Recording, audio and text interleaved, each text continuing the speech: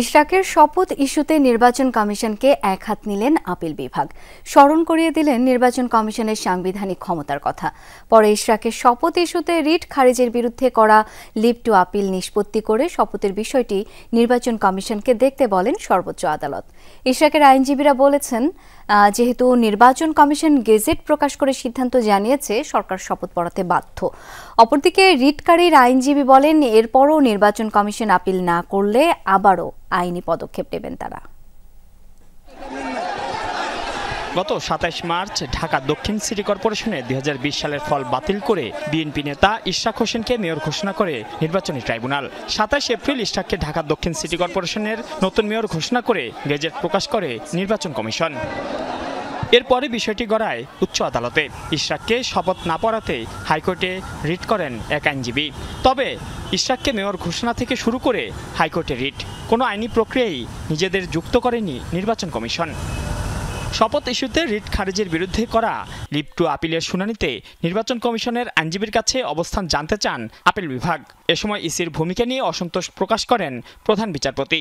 শপথ ইস্যুতে সংস্থাটির ভূমিকা উদ্বেগজনক বলেন আপিল বিভাগ। এ সময় স্বাধীনভাবে সাংবিধানিক ক্ষমতার প্রমাণ দিতে বলেন কমিশনকে। ওনাদেরকে প্রথমে আদালত জিজ্ঞেস করেছেন যে আর্টিকেল 180 অফ দ্য কনস্টিটিউশনে আপনাদের যেই সাংবিধানিক দায়িত্ব, আপনাদের যে ইম্পার্শিয়াল দায়িত্ব, নিরপেক্ষ দায়িত্ব, আপনারা সেটা ঠিকমতো পালন করছেন না কেন? এটা তো আমাদের একটা লিটমাস কেস। আপনারা সেই লিটমাস কেসে ব্যর্থ হচ্ছেন, তাহলে জাতির কাছে কি মেসেজ যাবে? পরে শপথের বিষয়ে নির্বাচন কমিশনকে সিদ্ধান্ত নেওয়ার আদেশ দিয়ে লিভ টু আপিল নিষ্পত্তি করেন আপিল বিভাগ। ইলেকশন কমিশন যেদিন গেজেট করলো ২৭ তারিখে, ২৮ তারিখে নির্বাচন কমিশন স্থানীয় সরকার মন্ত্রণালয়ে এই গেজেটের 15টা কপি প্রেরণ করে তাদেরকে এই বিষয়ে প্রয়োজনীয় ব্যবস্থা গ্রহণ করার জন্য অনুরোধ করেছেন। এইটা অনুরোধ করার পরবর্তী পর্যায়ে ইশরাক হোসেনের যদি শপথ নেওয়ার কোনো বিষয় থাকে বা এই বিষয়ে পরবর্তী সিদ্ধান্ত এটা স্থানীয় সরকার মন্ত্রণালয় নেবেন। এটা এইভাবেই ইলেকশন কমিশন জিনিসটা সেদিকে শুনে দিয়েছেন, এটা এইভাবেই ইলেকশন কমিশন নিষ্পত্তি করেছেন। যেহেতু নির্বাচন কমিশন গেজেট প্রকাশ করেছে, তাই সরকার শপথ পড়াতে বাধ্য বলে জানান ইশরাকের আইনজীবী। Election commission cannot back out from their earlier opinion. অর্থাৎ আগে যে ওপিনিয়ন দিয়েছে সেখান থেকে তারা সরে আসার সুযোগ নাই। সুতরাং তারা একই রকম সিদ্ধান্ত নিলে শপথ দিতে সরকার বাধ্য হবে। রিটকারীর আইনজীবী বলছেন, যদি ইলেকশন কমিশন নির্বাচনী ট্রাইব্যুনালের রায়ের বিরুদ্ধে আপিল না করে, তাহলে আবারও যাবেন আইনি পদক্ষেপে। গেজেট হওয়ার 30 দিনের পরে গেজেটের মেয়াদ শেষ হয়ে গেছে, এখন আর গেজেটের কোনো প্রশ্ন নেই এখানে। মাইনুল মারুফ, যমুনা নিউজ, ঢাকা। বাংলাদেশের সব দল নয়, একটি রাজনৈতিক দলই শুধু চলতি বছর ডিসেম্বরে জাতীয় নির্বাচন চায় বলে দাবি করেছেন প্রধান উপদেষ্টা ডক্টর মোহাম্মদ ইউনূস। জাপানের টোকিওতে অনুষ্ঠিত 30তম নিক্কেই ফোরামের ফিউচার অব এশিয়া সম্মেলনের উদ্বোধনী অনুষ্ঠানে তিনি একথা বলেন। এদিন আরেক সেমিনারে প্রধান উপদেষ্টার উপস্থিতিতে জাপান ও বাংলাদেশের মধ্যে দুটি সমঝোতা স্মারক স্বাক্ষর হয়। আগামী 5 বছরে দেশটিতে 1 লাখ বাংলাদেশি কর্মী নিয়োগের কথাও বলা হয়েছে সেমিনারে। বৃহস্পতিবার সকালে জাপানের টোকিওতে অনুষ্ঠিত হলো 30তম নিক্কেই ফোরামের ফিউচার অব এশিয়ার সম্মেলন। উদ্বোধনী অনুষ্ঠানে বক্তব্য রাখেন অন্তর্বর্তী সরকার প্রধান ডক্টর মোহাম্মদ ইউনূস। বক্তব্যের শুরুতেই তিনি নিক্কেই সম্মেলনের 20 বছর আগের স্মৃতিচারণ করেন। বলেন, এশিয়া প্রাইজে ভূষিত করা হয়েছিল ডক্টর মোহাম্মদ ইউনূসকে। পরে বাংলাদেশে হওয়া জুলাই আগস্ট অভ্যুত্থানের কথা তুলে ধরেন অন্তর্বর্তী সরকার প্রধান। জানান, চড়াই উতরাইয়ের মধ্য দিয়েই ক্ষমতা আসা সরকারের মূল লক্ষ্য দেশের মানুষের আকাঙ্ক্ষা পূরণ। রোহিঙ্গা সংকটে বাংলাদেশের মানবিক ভূমিকা এবং জাতিসংঘ শান্তি রক্ষায় সক্রিয় অংশগ্রহণের কথাও তুলে ধরেন তিনি।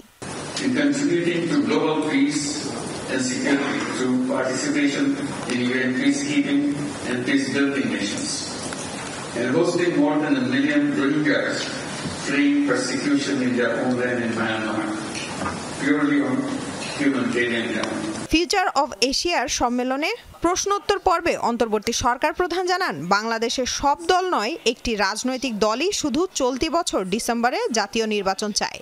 তবে নির্ভেজাল উপায়ে গণতান্ত্রিক ক্ষমতা হস্তান্তরের ওপরেই গুরুত্ব আরোপ করা হচ্ছে বলেও জানান প্রধান উপদেষ্টা। Between end of this year in December or maximum of June next year. The there are opinions that some have said, let's get it out, get the elections done, and then work to the politicians. So that's one view, that's what the politicians are looking for. Not all political parties, just one particular. So that's about what's happening. এদিকে Japan সফরের তৃতীয় দিনে অন্তর্বর্তী সরকার প্রধান অংশ নেন Bangladesh seminar on human resource শীর্ষক এক সেমিনারে। সেখানে জাপান ও বাংলাদেশের মধ্যে দুটি সমঝোতা স্মারক স্বাক্ষর হয়। We don't want to belong to old Bangladesh. We want new Bangladesh.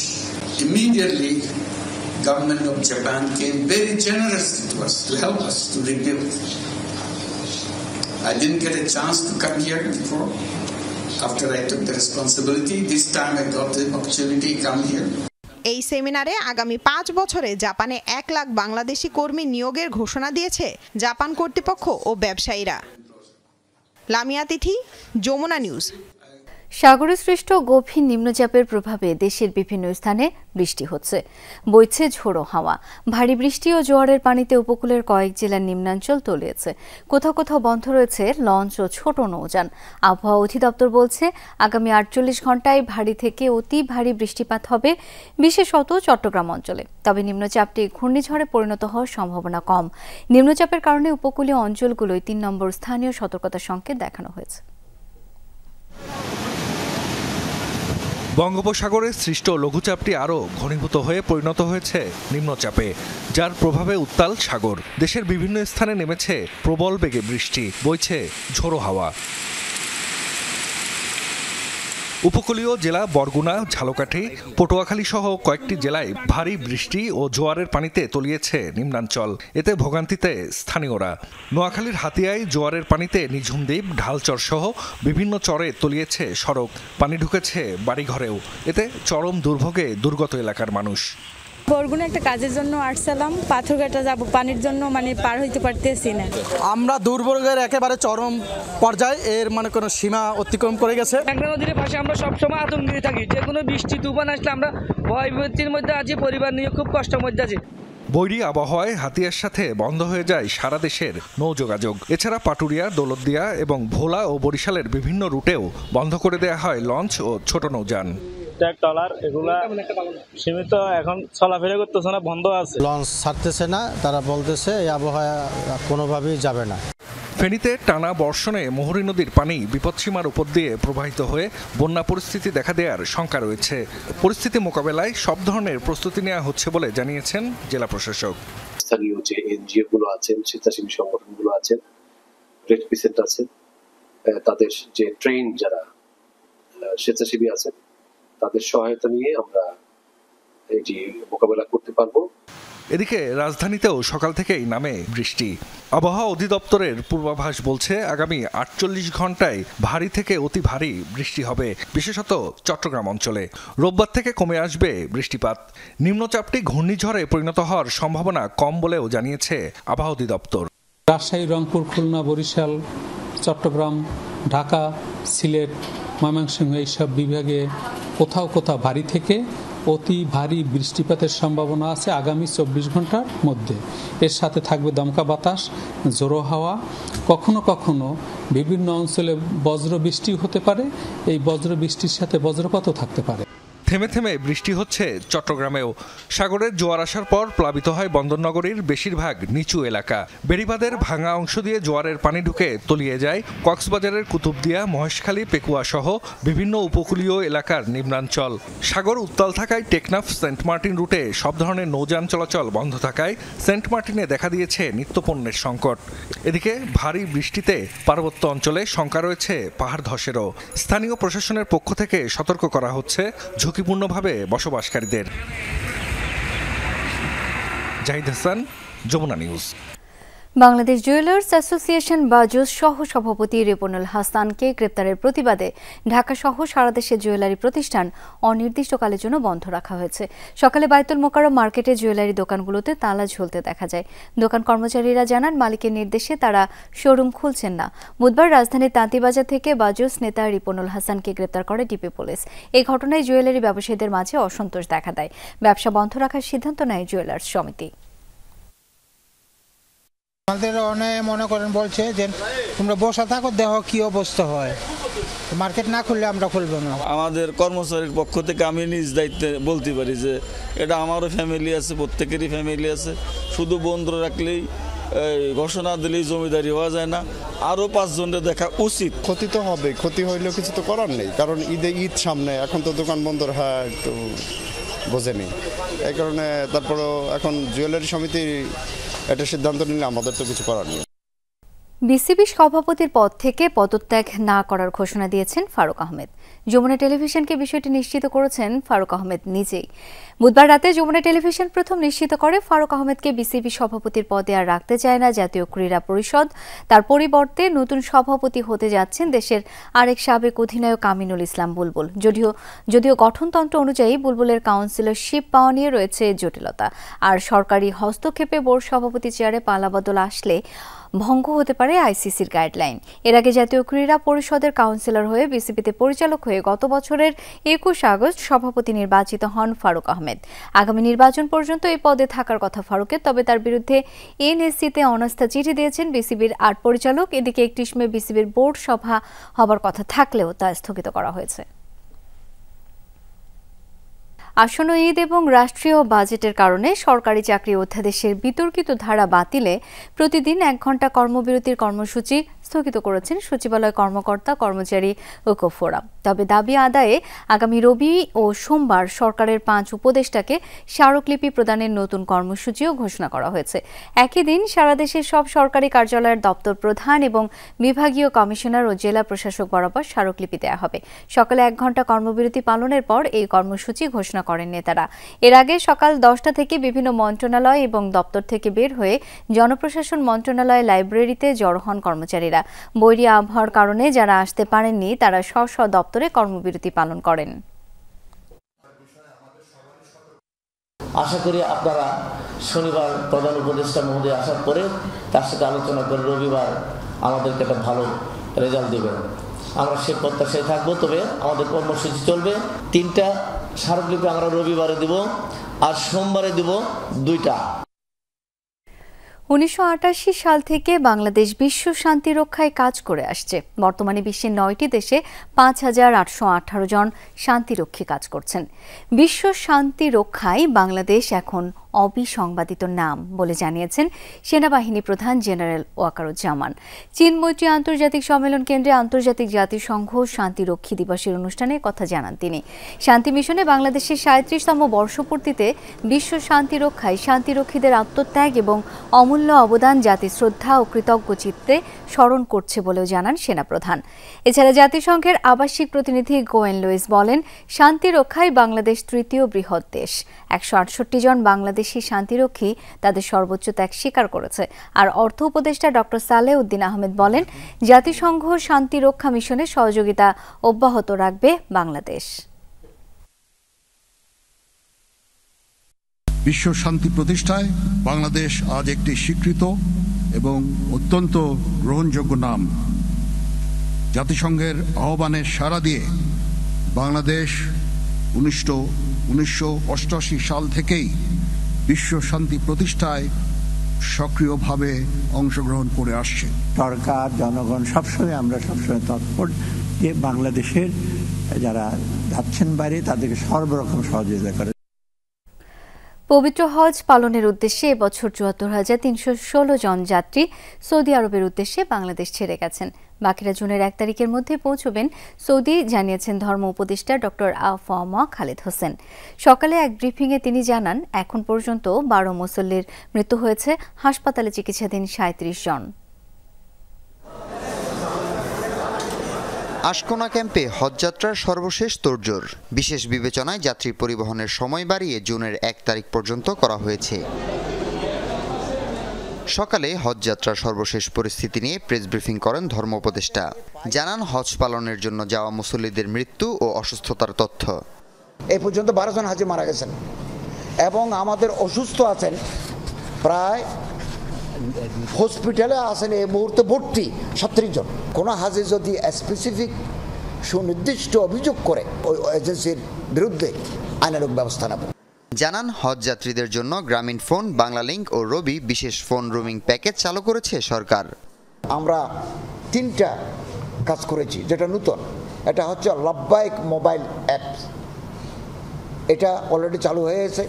কোনো হাজি যদি হারিয়ে যায় অথবা আহত হয় অথবা কোনো বিপদে পড়ে অথবা অন্য কোনো সমস্যায় পড়ে তাহলে ওই মোবাইল অ্যাপস থেকে SOS বাটনে টিপ দিয়ে ক্লিক করলে সাপোর্টিং টিম হাজির হয়ে যাবে ওনাকে উদ্ধার করার জন্য, ওনাকে সহায়তা করার জন্য। ব্রিফিংয়ে উপস্থিত ছিলেন ধর্ম মন্ত্রণালয়ের সচিব AKM আফতাব হোসেন প্রামাণিক। তিনি জানান, হজযাত্রায় ভর্তুকি বাড়ানোর পরিকল্পনা রয়েছে। খরচ কমাতে আগামীতে জাহাজের ব্যবস্থা করা হবে।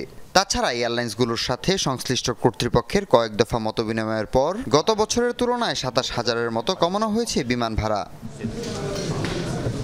হাসিবুল করিম বিজয়, যমুনা নিউজ, ঢাকা।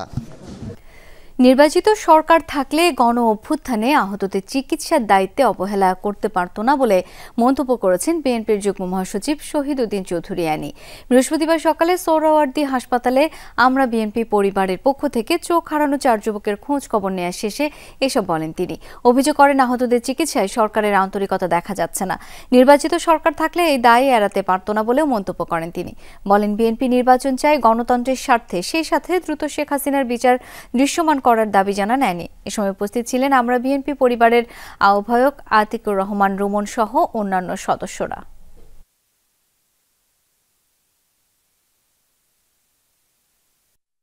সরকার কেন আন্তরিক হবে না? আরো বেশি আন্তরিক হওয়া উচিত ছিল, দায়িত্ব নেওয়া দরকার ছিল।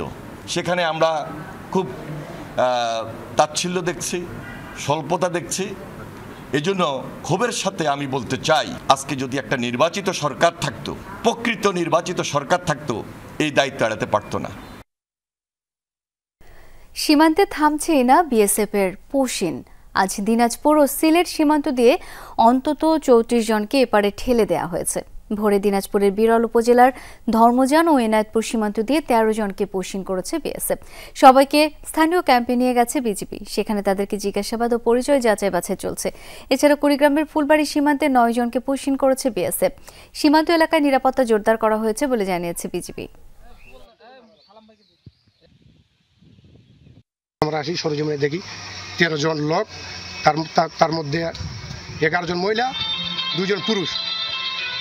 জানার পর গ্রামবাসী, চেয়ারম্যান সব বিষয়ে আমরা বিজিবিকে অবগত করি। বিজিবি আসি তাদেরকে উদ্ধার করে ক্যাম্পে নিয়ে আসে। এদিকে ভোররাতে সিলেটের বিয়ানীবাজারের নোয়াগ্রাম সীমান্ত দিয়ে 21 জনকে পশিন করেছে ভারতীয় সীমান্তরক্ষী বাহিনী বিএসএফ। তাদের মধ্যে 5 নারী, 8 পুরুষ, 8 শিশু রয়েছে। সবাইকে হেফাজতে নিয়েছে বিজিবি। চলছে জিজ্ঞাসাবাদ ও পরিচয় শনাক্তের চেষ্টা।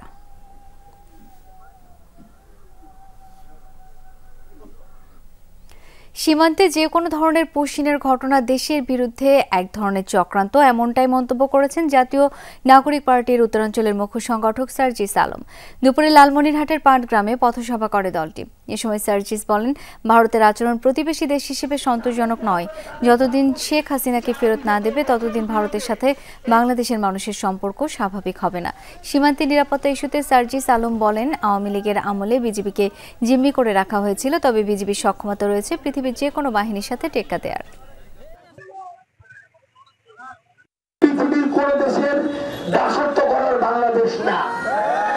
প্রয়োজনে আরো জীবন দিব, রক্ত দিব, কিন্তু দেশের সার্বভৌমত্ব কোন দেশের কাছে বিক্রি দেওয়ার প্রশ্নই আসে না। যতদিন পর্যন্ত খুনি হাসিনা ভারতে আশ্রিত থাকবে, বাংলাদেশের মানুষের সাথে ভারতের সম্পর্ক স্বাভাবিক হবে না। বিএনপির প্রতিষ্ঠাতা ও সাবেক রাষ্ট্রপতি জিয়াউর রহমানের মৃত্যুবার্ষিকী উপলক্ষে বিএনপির আলোচনা সভায় ভার্চুয়ালি যোগ দিয়ে বক্তব্য রাখছেন দলটির ভারপ্রাপ্ত চেয়ারম্যান তারেক রহমান। আমরা এই মুহূর্তে সরাসরি চলে যাচ্ছি তার বক্তব্যে। এবং এ কারণেই আমরা মনে করি, প্রস্তাবিত সংস্কার শেষ করে যদি তাদের ইন্টেনশন সঠিক থাকে, গণতন্ত্রের পক্ষে থাকে, আমরা দাবি করেছি ডিসেম্বরের ভিতরে নির্বাচন দিতে। তবে আমি এটাও মনে করি, বিভিন্ন বিষয় বিবেচনা করে সংস্কার প্রস্তাব শেষ করে, যেহেতু কম বেশি সকল বিষয় অধিকাংশ দলগুলোর মধ্যে একমত রয়েছে ডিসেম্বরের আগেও নির্বাচন করা সম্ভব। আমি অন্তর্বর্তীকালীন সরকারের কাছে আবারও আহ্বান জানাই, জনগণের আকাঙ্ক্ষাকে ধারণ করুন, অবিলম্বে ডিসেম্বরের মধ্যেই সুনির্দিষ্ট দিনক্ষণ দিয়ে জাতীয় নির্বাচনের তারিখ ঘোষণা করুন। এখানে অন্তর্বর্তীকালীন সরকারের জয় বা পরাজয়ের কোনো কিছুই নেই, বরং স্বাধীনতা প্রিয় জনগণকে একটি সুষ্ঠু নির্বাচন উপহার দিয়ে গণতন্ত্রকে বিজয়ী করতে সাহায্য করুন। পরিশেষে আজকে এখানে উপস্থিত বিএনপির নেতা কর্মী সহ আপনারা যারা উপস্থিত আছেন, আপনাদেরকে এবং আপনাদের মাধ্যমে বিভিন্নভাবে বিএনপির সর্বস্তরের নেতৃত্বের প্রতি দৃষ্টি আকর্ষণ করে বলতে চাই, স্বাধীনতার ঘোষক শহীদ জিয়ার রাষ্ট্র চিন্তা থেকে প্রতিটি রাজনৈতিক নেতৃত্বের জন্য একটি বার্তা আছে। কি সেই বার্তা?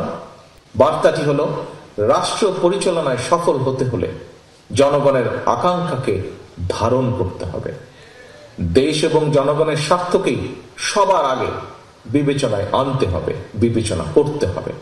সুতরাং স্বাধীনতার ঘোষকের আদর্শ বাস্তবায়ন করতে চাইলে শহীদ জিয়ার প্রতিটি সৈনিক, দেশনেত্রী খালেদা জিয়ার প্রতিটি কর্মীর প্রতি আমার আহ্বান, আপনারা জনগণের সঙ্গে থাকুন, জনগণকে অবশ্যই সঙ্গে রাখুন।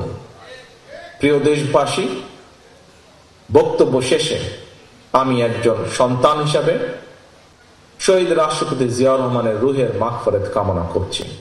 আপনাদের কাছে তার জন্য আল্লাহর দরবারে দোয়া কামনা করছি এবং এই দোয়া কামনা, রুহের মাগফিরাত কামনার মাধ্যমে আমার বক্তব্য আমি শেষ করছি। আল্লাহ হাফেজ। বাংলাদেশ জিন্দাবাদ, বাংলাদেশ জাতীয়তাবাদী দল জিন্দাবাদ, শহীদ জিয়া অমর। ধন্যবাদ। বিএনপির ভারপ্রাপ্ত চেয়ারম্যান তারেক রহমানের বক্তব্য শুনছিলাম সরাসরি।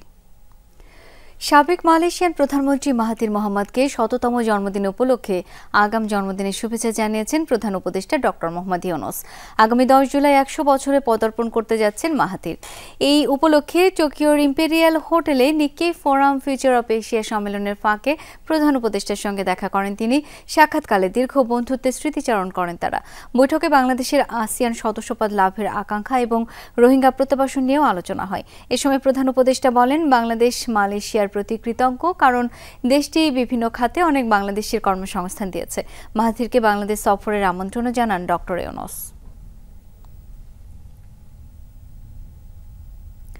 কৃষি খাতে সরকারের মনোযোগ কম বলে অভিযোগ করেছেন অর্থনীতিবিদ ডক্টর হোসেন জিল্লুর রহমান। জাতীয় প্রেস ক্লাবে বাংলাদেশ কৃষক ফেডারেশনের জাতীয় সম্মেলনে তিনি বলেন, রাষ্ট্রীয় ব্যবস্থাগুলো অনেক ক্ষেত্রেই কৃষকদের নিপীড়নের হাতিয়ার হিসেবে ব্যবহার করছে একটি চক্র।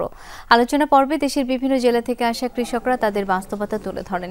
কৃষি ও কৃষকদের রক্ষা করতে সমন্বিত উদ্যোগের বিকল্প নেই বলে মন্তব্য করেন ডক্টর হোসেন জিল্লুর রহমান। বলেন, কৃষকদের জমি সংক্রান্ত জটিলতা নিরসনকে শ্রেণী আন্দোলন হিসেবে নয়, বরং ইনসাফ প্রতিষ্ঠা করার সংগ্রাম হিসেবে দেখতে হবে। কৃষকদের মামলা হামলা করে হয়রানি করা হচ্ছে বলেও দাবি করেন তিনি। মিথ্যা মামলা থামানোর পাশাপাশি সুবিধা বঞ্চিত ও নির্যাতিত নারীদের পাশে দাঁড়াতে হবে। রাষ্ট্রীয় এবং উপরতলার মনোযোগের বাইরে কেন কৃষি?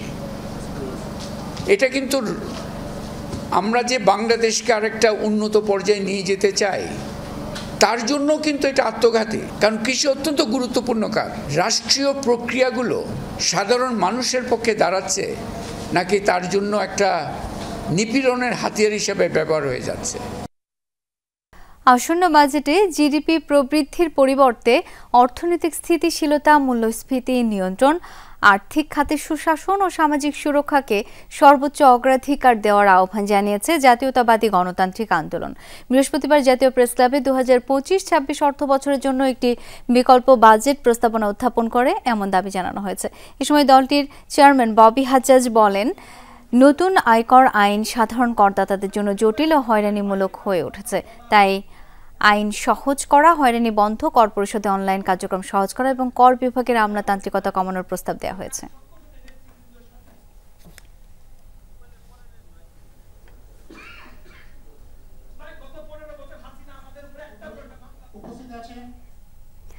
দর্শক, বিএনপির আলোচনা সভায় এই মুহূর্তে কথা বলছেন বেগম খালেদা জিয়া। সরাসরি চলে যাচ্ছি তার বক্তব্যে। পর্যায়ের নেতা কর্মী ও দেশবাসীর প্রতি আহ্বান জানাচ্ছি, মনে রাখবেন সবার জন্য গণতন্ত্র ও উন্নয়নের মাধ্যমে সকল সমস্যার সমাধানের যে রাজনীতি শহীদ জিয়া রেখে গেছেন তা বাস্তবায়নের মাধ্যমে তার প্রতি শ্রদ্ধা জানাতে হবে। আমরা তার বিদায়ী আত্মার মাগফিরাত কামনা করছি। আল্লাহ হাফেজ। বাংলাদেশ জিন্দাবাদ। পবিত্র ঈদুল আজহা উপলক্ষে মানুষের ঈদযাত্রা নির্বিঘ্ন করতে উত্তরা আর্মি ক্যাম্পে সমন্বয় সভা অনুষ্ঠিত হয়েছে। দুপুরে উত্তরা আর্মি ক্যাম্পে সমন্বয় সভা অনুষ্ঠিত হয়। সভায় উত্তরা আর্মি ক্যাম্প কমান্ডার ও সংশ্লিষ্ট অফিসার, বিআরটিএ নির্বাহী ম্যাজিস্ট্রেট, উত্তরা জোনের ট্রাফিক পুলিশ কর্মকর্তা, বাস মালিক সমিতির প্রতিনিধি, গ্যাস ও তেল পাম্পের মালিক এবং দূরপাল্লা পরিবহন মালিকরা উপস্থিত ছিলেন। ঈদযাত্রায় দূরপাল্লার বাসে অতিরিক্ত ভাড়া আদায়, ফিটনেসবিহীন গাড়ি চলাচল বন্ধ, লাইসেন্সবিহীন বা অনভিজ্ঞ ড্রাইভার দিয়ে গাড়ি না চালানো, ট্রাফিক নিয়ন্ত্রণ, গরুর হাট কেন্দ্রিক যানবাহন চলাচল, বিআরটিএর ম্যাজিস্ট্রেটদের ভ্রাম্যমাণ আদালত পরিচালনা ও ন্যায্য ভাড়ার তালিকা প্রদর্শনের বিষয়গুলো আলোচনায় উঠে আসে। উত্তরা ক্যাম্প কমান্ডার জানান, নিয়ম লঙ্ঘন হলে কোনোভাবেই ছাড় দেওয়া হবে না। ঈদযাত্রায় মানুষের হয়রানি রোধ ও সার্বিক নিরাপত্তায় সজাগ থাকবে সেনাবাহিনী। জুলাই আন্দোলনে হত্যা চেষ্টা মামলায় মুক্তিযোদ্ধা ও জগন্নাথ বিশ্ববিদ্যালয়ের রাষ্ট্রবিজ্ঞানের অবসরপ্রাপ্ত শিক্ষক অধ্যাপক এস.এম. আনোয়ারা বেগমের জামিন নামঞ্জুর করেছেন আদালত। তাকে পাঠানো হয়েছে কারাগারে। ঢাকা মেট্রোপলিটন ম্যাজিস্ট্রেট মোস্তাফিজুর রহমান শুনানি শেষে এই আদেশ দেন। মামলা তদন্ত কর্মকর্তা সূত্রাপুর থানার উপপরিদর্শক কে মাহমুদুল কবির আনোয়ারা বেগমের তদন্ত শেষ না হওয়া পর্যন্ত তাকে কারাগারে আটক রাখার আবেদন করেন। আনোয়ারা বেগমের জামিন আবেদন করেন তার আইনজীবী ওবায়দুল ইসলাম। তিনি বলেন, তিনি এই ঘটনার সাথে জড়িত ছিলেন না এবং কেবল তাকে হয়রানির জন্যই এই মামলায় ফাঁসানো হয়েছে, তাই মানবিক কারণে তাকে জামিন দেওয়া উচিত। উভয় পক্ষের বক্তব্য শুনে ম্যাজিস্ট্রেট আসামি পক্ষের আবেদন খারিজ করে দেন। তাকে গাজীপুরের কাশিমপুর মহিলা কেন্দ্রীয় কারাগারে পাঠানোর নির্দেশ দেন। ভিআইপি প্রোগ্রামের নামে অর্থ লুট সহ বিভিন্ন অনিয়ম দুর্নীতির অভিযোগে গণপূর্ত অধিদপ্তরের প্রধান প্রকৌশলী মোহাম্মদ শামীম আক্তারের বিরুদ্ধে আরও একটি অনুসন্ধানে নেমেছে দুদক। অভিযোগে বলা হয়েছে, 2023-24 অর্থ বছরে সোহরাওয়ার্দী উদ্যানে 7টি ভিভিআইপি অনুষ্ঠান বাবদ 29 লাখ টাকা পরিশোধ করা হয়। অথচ সংশ্লিষ্টরা বলছেন, ওই সময়কালে অনুষ্ঠান হয়েছে মাত্র 4টি। ভিভিআইপি প্রোগ্রামের নামে অর্থ লোপাটের মূল হোতা প্রধান প্রকৌশলী মোহাম্মদ শামীম আক্তার। নিজেকে পীর হিসেবে জাহির করা এই প্রকৌশলী লুটপাটের সঙ্গী বেশ কয়েকজন মুরিদ। তার বিরুদ্ধে ইতিপূর্বে থাকা দুর্নীতির অভিযোগ অনুসন্ধানের সাথে খতিয়ে দেখবেন দুদকের উপপরিচালক মোয়াজ্জেম হোসেন। ভিভিআইপি প্রোগ্রামের নামে অর্থ লোপাট, বিভিন্ন অনিয়ম দুর্নীতির অভিযোগে ইতিপূর্বে অনুসন্ধানের জন্য গ্রহণ করা হয়েছে। সেই অভিযোগ অনুসন্ধানাধীন রয়েছে। তার বিরুদ্ধে আরও একাধিক অভিযোগ আসার প্রেক্ষিতে এই সর্বশেষ যে অভিযোগটি এসেছে সেটিও পূর্বের অভিযোগের সাথে সংযুক্ত করে অনুসন্ধান করার সিদ্ধান্ত গৃহীত হয়েছে। চট্টগ্রামকে ক্লিন ও গ্রিন সিটিতে রূপান্তরে সবার সম্মিলিত প্রচেষ্টার বিকল্প নেই বলে মন্তব্য করেছেন city mayor doctor Shahadat Hossain. নগরীর বহদ্দার হাটে ফিনলে সাউথ সিটিতে গ্র্যান্ড ওপেনিং এবং ঈদ বিক্রয় উৎসবের র্যাফেল ড্র পুরস্কার বিতরণ অনুষ্ঠানে এই মন্তব্য করেন তিনি। বলেন, চট্টগ্রামের পর্যটন সম্ভাবনা কাজে লাগালে এই অঞ্চলে বড় পরিবর্তন আসবে। পরে তিনি প্রথম পুরস্কার বিজয়ীর হাতে গাড়ির চাবি তুলে দেন। বাংলাদেশে আনুষ্ঠানিক যাত্রা শুরু করলো পাওয়ার সলিউশন ব্র্যান্ড ইকোফ্লো। রাজধানীর তেজগাঁওয়ে এই উদ্বোধনী অনুষ্ঠান হয়। অনুষ্ঠানের প্রধান অতিথি হিসেবে উপস্থিত ছিলেন ইকোফ্লো সাউথ ইস্ট এশিয়া অঞ্চলের regional marketing director miss Sharon Lee. এছাড়া অনুষ্ঠানে উপস্থিত ছিলেন এসিআই মোটরস লিমিটেডের ব্যবস্থাপনা পরিচালক ডক্টর এফ.এইচ. আনসারি সহ আরও অনেকে। এই লিডিং টেক কোম্পানির একমাত্র পরিবেশক হিসেবে চুক্তি সম্পাদন করেছে এসিআই মোটরস। এসিআই মোটরস ও ইকোফ্লো এর এই অংশীদারিত্ব বাংলাদেশে প্রযুক্তি নির্ভর ও স্বয়ংসম্পূর্ণ শক্তি ব্যবস্থার দিকে একটি দৃঢ় পদক্ষেপ বলে মনে করছেন সংশ্লিষ্টরা।